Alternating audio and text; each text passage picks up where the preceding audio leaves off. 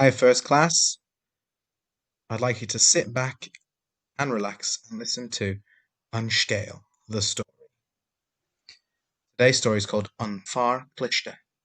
Fear means man, and Cliste means clever. Let's listen in.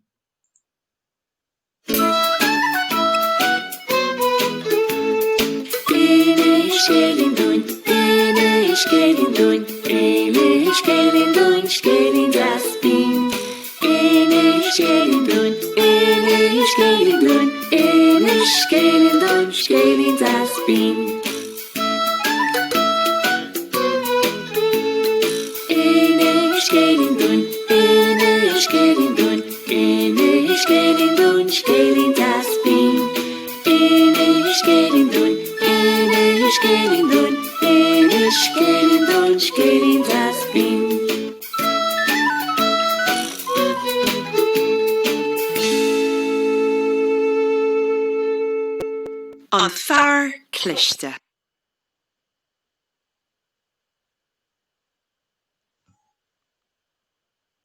Fadó, bhí ban ina cúnaí lena beirt fáistí I dteach beg.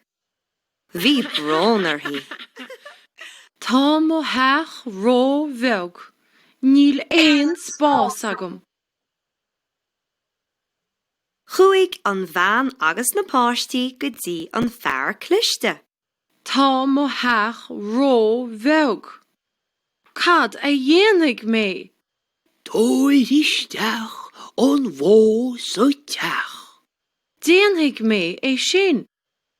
Chuaigh an bhean agus na páistí ó bhaile.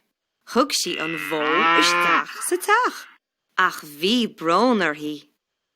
Tá mo heach ró bheag, níl éon spás agam.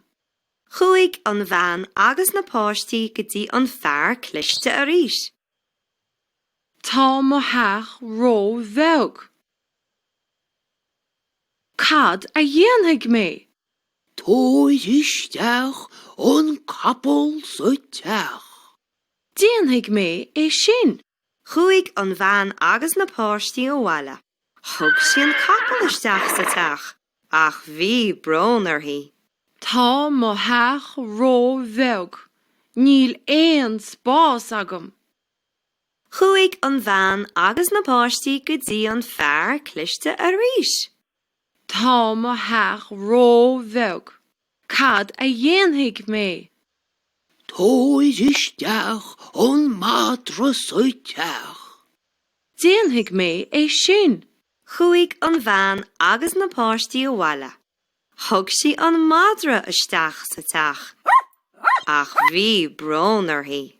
Tá mo heach ró bheag, níl éon spás agam.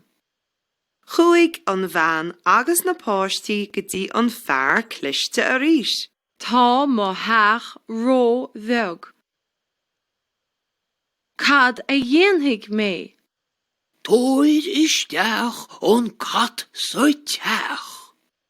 Déanaigh mé é sin. Chuaigh an bhean agus na páistí ó bhaile.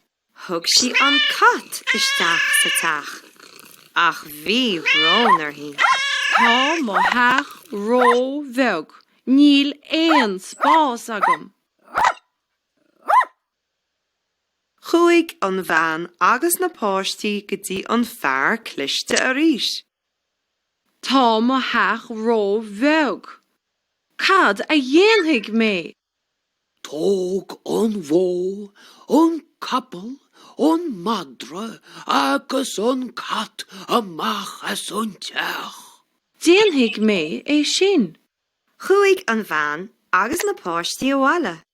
Thug sí an bhó, an capal, an madra agus an cat amach as an teach.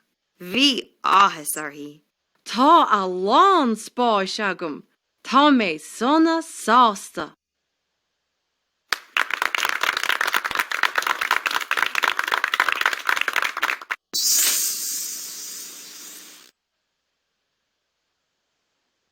Well, first class, I hope you enjoyed it.